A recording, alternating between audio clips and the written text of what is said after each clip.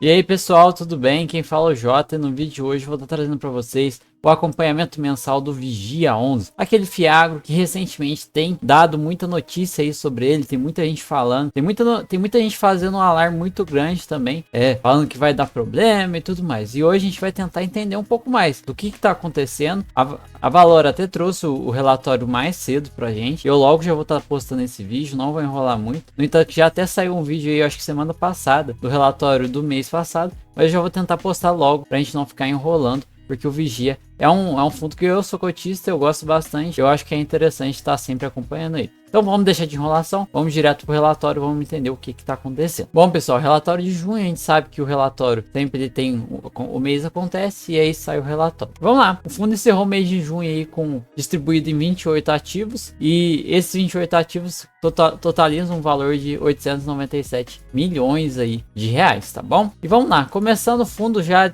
anunciou para esse mês aí de junho cerca de 13 centavos por cota, então caiu 1 centavo em relação ao mês passado, mas isso vai acabar acontecendo todo mês, vai dando uma variada, e também é devido a uma despesa não recorrente que aconteceu, que eu até vou conversar com vocês um pouquinho mais sobre a DRE, que ficou um pouco, faltou informação ali, mas vamos lá. Então, as movimentações para o mês de junho, o mês adquiriu 3 milhões do CRA Cotricampo, a um cupom de CDI mais 5%, uma boa taxa, e vendeu o 19,4 milhões do CRA Bela Agrícola. Eu vi muita gente gravando vídeo falando, nossa, o Vigia não pode ficar com essa concentração toda em Bela Agrícola. Olha isso, 20% de participação dentro de um CRA, isso é um absurdo, tudo mais. Mas o pessoal grava o vídeo e não sabe por que tá tendo essa concentração. E essa concentração eu já até expliquei em outros vídeos do canal, mas é a estratégia do Vigia quando acontece uma emissão. Como acontece? Exemplo, quando realiza uma emissão, captou 300 milhões. O que eles fazem? Em vez de deixar esses 300 milhões do caixa ali parado e tal, rendendo só um pouquinho, eles pegam e alocam num CRA que eles julgam que é bom, que não vai dar problema nenhum, e investem toda a grana lá. Foi o que aconteceu com a Bela Agrícola. Eles viram, não, a Bela Agrícola é uma boa empresa e tudo mais, vamos investir lá. Colocou toda a grana lá e conforme vai surgindo operações e tudo mais, eles pegam, vendem aqueles CRAs e vão colocando em outras operações. Foi o que aconteceu. Venderam 19 milhões aqui em Bela Agrícola e colocaram 3 milhões em Cotricampo. Então assim, vai acontecendo esse giro, vai diversificando as posições. Eu acho que é excelente essa estratégia, uma ideia. No momento de CDI alta, de taxa de juros alta, talvez não seja uma boa estratégia. Se você deixa no caixa, o caixa vai estar rendendo ali 14% ao ano. Mas em momentos que a gente tem uma taxa de juros mais baixa, mas é uma boa estratégia. Então assim, essa concentração não é porque o fundo tá querendo, mas é tudo parte de uma estratégia e é algo temporário, é algo que talvez possa assim dar um problema, imagina, dar um problema na Bela Agrícola. Mas o fundo sabe, tem as estratégias e tudo mais, então não é para criar espanto por causa de concentração em Bela Agrícola ou algo do tipo, é a estratégia do fundo e a Valora faz isso em outros fundos dela e tá tudo bem. Vamos lá, eles vêm falando que novamente foi o Fiagro com o maior volume de negociação listado e teve um aumento de cotistas, teve um aumento de 13% em relação ao mês anterior. Então assim, fundo crescendo bastante mês após mês. Isso já faz, ó, desde que a gente começou a acompanhar. Eles comentam, mesmo comentário, que o foco da gestão é continuar aumentando a diversificação. E aqui a gente chega na parte importante. Até aumentei o zoom para vocês para ficar mais dinâmico e tudo mais. É a parte mais importante que eu julgo que é a parte da Languiru. Eles começam falando que a Languiru publicou uma nota oficial, tudo mais, saiu até na mídia. Eles estavam pedindo uma medida cautelar com o intuito de suspender temporariamente as medidas executivas contra a empresa. Isso para gerar o quê? Gerar mais segurança nas negociações que estão em andamento e concentrar as ações que possibilitam a manutenção das operações. Resumidamente, essa medida cautelar que foi pedida não é vamos dizer assim, uma recuperação judicial. É mais uma liquidação extrajudicial de forma transitória. O que é isso? É uma forma deles não acontecer a execução de garantias para a empresa poder de alguma maneira vender esses imóveis e tudo mais de uma forma mais tranquila, sem perder tanto dinheiro e tudo mais. E eles falam que isso é uma maneira de trazer disponibilidade para o patrimônio e melhorar a condição operacional da empresa. Então aqui, ó, vou ler para vocês. A estratégia adotada não será de uma recuperação judicial, mas sim uma liquidação extrajudicial de forma transitória. A cooperativa apresentará um plano, essa parte mais importante, um plano para quitação de suas dívidas a partir de uma liquidação organizada de seus ativos, preservando as atividades operacionais principais. Então, resumidamente eles vão quitar as dívidas que existem e vai ser de maneira gradual, calma e planejada. Isso sem deixar afetar as principais operações da empresa. Porque acontece? Quando a gente executa uma ação judicial e tudo mais, às vezes eles vendem um imóvel que era de extrema importância para aquela empresa e ela não vai conseguir se recuperar sem aquele imóvel, entendeu? Então, pelo que eu tô vendo aqui, análise, todos os estudos que eu fiz a Languiru quer executar as garantias, pagar tudo que tem, porém eles vão vender imóveis que eles vão realizar um estudo e vai ver qual o impacto da venda daquele imóvel dentro da empresa. Pô, a gente vender aquele imóvel ali, ele não tá sendo utilizado, não tá dando tanto lucro pra gente, tá, vamos vender ele. A gente pega esse dinheiro, quita e deixa o mais importante. Essa é a ideia. E eu gostei bastante. É algo que vai ser feito de forma organizada. E assim, traz realmente uma possibilidade da empresa se recuperar. Não é algo que vai ser executado ali, vai vender todos os imóveis e já era. Não. Existe um planejamento. Então, para quem é cotista, assim como eu acho que já traz mais tranquilidade. Isso mostra por que a Valor existe. E por que eu considero uma das melhores gestoras. Traz toda a explicação total. Se a gente fosse olhar só pelas notícias que tava saindo por aí, a gente ia olhar o Vigia e falar, pô, recuperação judicial, vai executar e é isso. Mas não, é toda uma estratégia bem mais avançada e com foco na recuperação da empresa total. E aqui eles vêm comentando. Eles acreditam que a estratégia adotada pela empresa é adequada para o momento e ao mesmo tempo em que segue melhorando suas garantias relacionadas à operação de crédito. E aí eles comentam também, outra parte muito importante. Até o momento, a remuneração dos CRAs tá totalmente adimplente. Então, a Languiru tá pagando, tá tudo certinho. Então, não tem dor de cabeça no momento. Vamos lá, uma coisa que deixou eu um pouquinho assim. Acho que faltou eles explicarem o que aconteceu. Mas vamos lá. Receitas. Esse mês a receita do fundo aumentou em 400 mil, então muito bom. Principalmente vem de CRAs de negociação. Então, aquelas vendas dos CRAs da Bela Agrícola, o fundo aí conseguiu 600 mil de lucro aí. Então, assim, vejam a importância de, em vez de deixar o dinheiro parado lá no caixa, você aloca em alguns CRAs, vai vendendo depois, pode estar...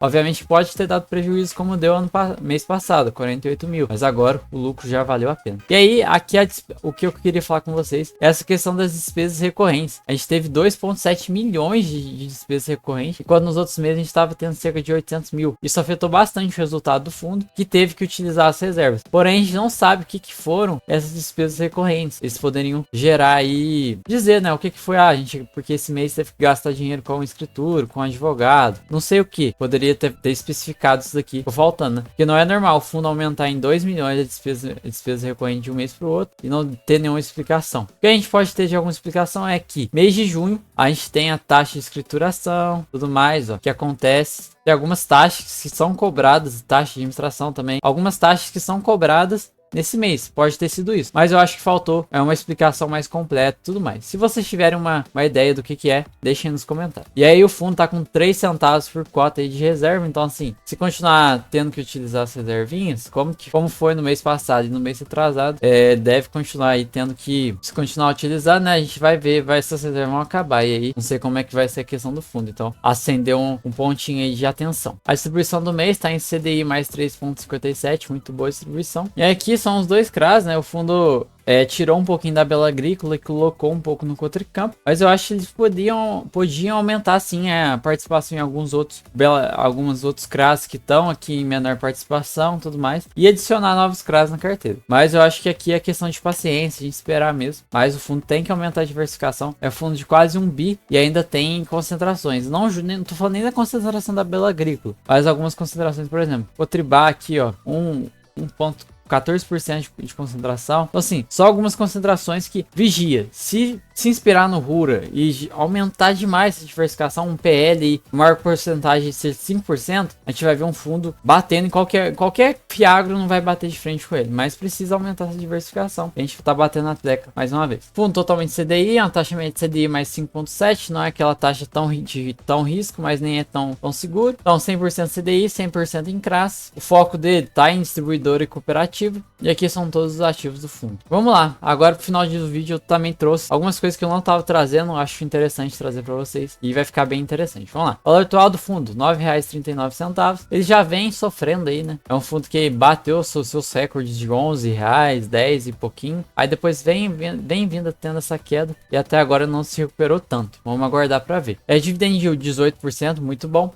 A mínima dele chegou em 9,31 e a máxima 10,64. E uma desvalorização de 6% 6% nos últimos 12 meses. O valor justo dele, né, o patrimonial, tá em R$ 9,52, então relativamente um pouco descontado. O PVP aqui diz que não, então tá muito próximo, acaba acontecendo isso. Valor em caixa 42 milhões, fora os CRAs que ele tem para poder realizar vendas mais, e 108 mil cotistas. Liquidez média diária quase 5 milhões. Último rendimento anunciado 14 centavos e o próximo agora que vai ser pago agora nesse mês de julho, 13 centavos por cota. E aí o fundo vem aí entregando, diminuiu bastante do ano passado para cá, e a gente tem que ir aguardando para ver como é que vai ser, né? Se vai continuar essa distribuição, tudo mais. Ano passado distribuiu R$1,50 por cota, e esse ano já tá em 98 centavos. E a tendência talvez a gente consiga ultrapassar, talvez, dependendo do que aconteça. E aí uma coisa que eu não tinha trago para vocês nos últimos meses, e aí algo que eu não havia trazido para vocês nos últimos meses, que é a comparação, né? A rentabilidade do Vigia ou dos fundos. E aí eu resolvi trazer o Rura, que é um fundo base 10 também, tem quase o mesmo patrimônio líquido, eu acho interessante. E os dois começaram quase que juntos. Vigia começou ali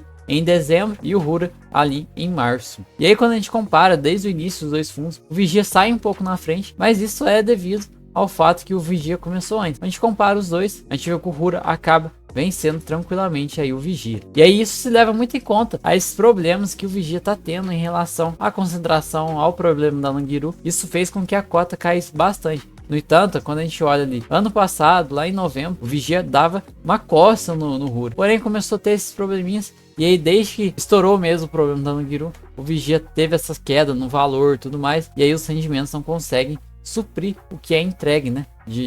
Do que é a queda do que acontece. Mas por enquanto, Vigia tá rendendo aí desde o seu lançamento 13% e o Rura cerca de 18%. Então o Rura vem ganhando bastante. Porém, acho que assim que se resolver o problema da Languiru, Vigia deve continuar aí quase batendo aí o Rura, então tranquilamente. Então pessoal, o vídeo de hoje é esse, espero que vocês tenham gostado. Vigia aí sempre trazendo muitas informações para vocês. Acredito que a Languiru não vai ser algo que vai dar realmente um problema. Por enquanto, as estratégias que vêm sendo utilizadas pela empresa e pela Valora estão trazendo mais tranquilidade e tudo mais, mas a gente tem que ficar acompanhando, sempre acompanhando. A gente não tem bola de cristal, então tentar adivinhar se vai dar problema ou não pode ser algo que a gente pode se queimar aqui, até mesmo aqui, porque não dá para prever o futuro. Porém, o que a gente pode fazer é ir acompanhando com calma, não tomar decisões precipitadas e aguardar para ver o que o futuro nos aguarda aí no Vigia 1. Então, tamo junto, se inscreve no canal. Tô tentando trazer vídeos mais completos para vocês, que obviamente dão mais trabalho, mas eu acho que vale a pena sim, tanto de trazer informações para vocês, tanto de